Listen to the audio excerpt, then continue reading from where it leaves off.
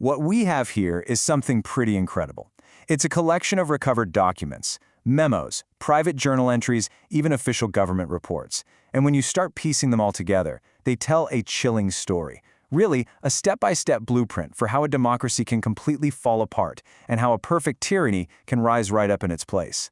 And it really all starts with this one core idea, laid out in a confidential memo by a guy named Cameron Voss. He wrote, "They'll beg for the very controls we're implementing: security, convenience, moral safety." Just let that sink in for a second. This wasn't a plan about conquest by force. No, it was a strategy to make control so attractive, so necessary, that people would actually ask for their own chains. So, let's rewind to where this all began. The first document we've got takes us back to March of 2031. This is the very first time the plan was ever put down on paper, revealing the secret alliance getting ready to make their move from the shadows.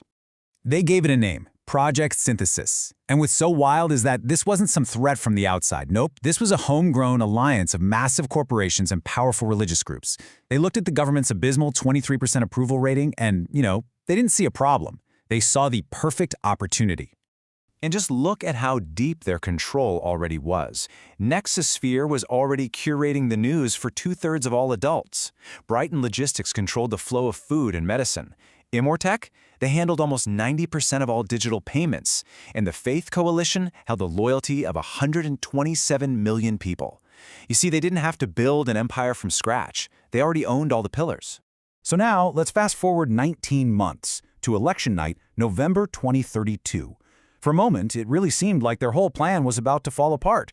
On the surface, this looked like a huge, undeniable victory for democracy, but in reality, it was its last celebration. You can almost feel the relief in the air. President-elect Maria Santos stood up and declared, "Tonight, we demonstrated that democracy is stronger than corporate money, that truth is more powerful than algorithmic manipulation."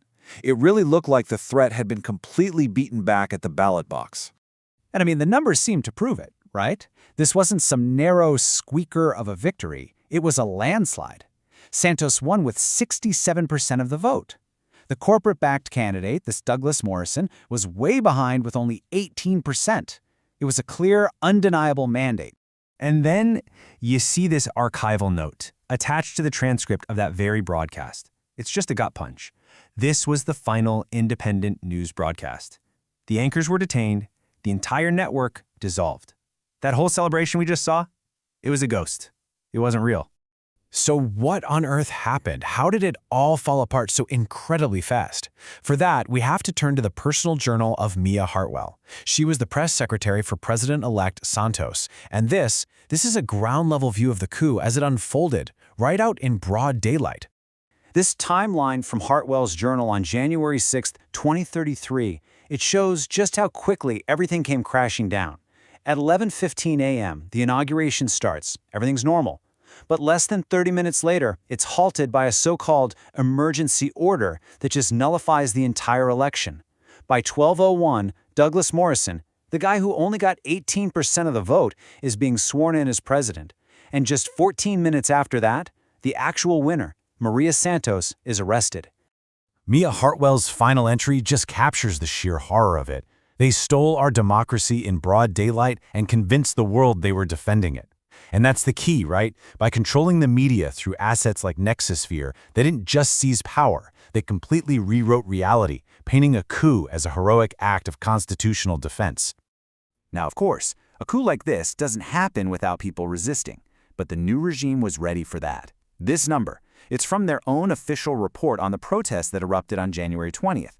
They list 18,347 terrorists killed during what they called constitutional protection operations. It's all so clean, so clinical. But then you find this declassified note, and it reveals the horrifying truth.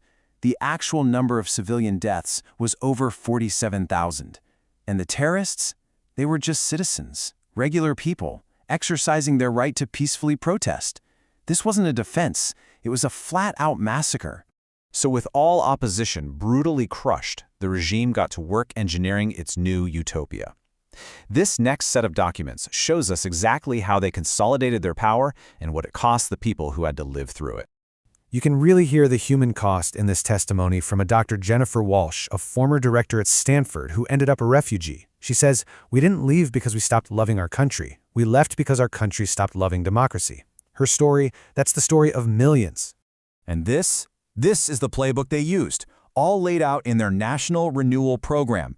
It's an absolute masterclass in bureaucratic terror. Step 1. Publicly execute almost 1,000 terrorist leaders on a day they called Justice Day. Then, relocate non-citizens, consolidate all the media, and finally, turn citizens against each other with a loyalty reporting system.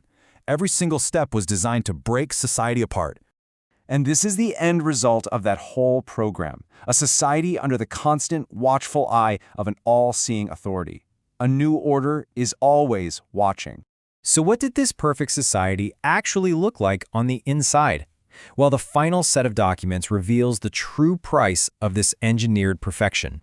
So, the regime's propaganda machine was just churning out these rosy economic numbers, low unemployment, steady growth.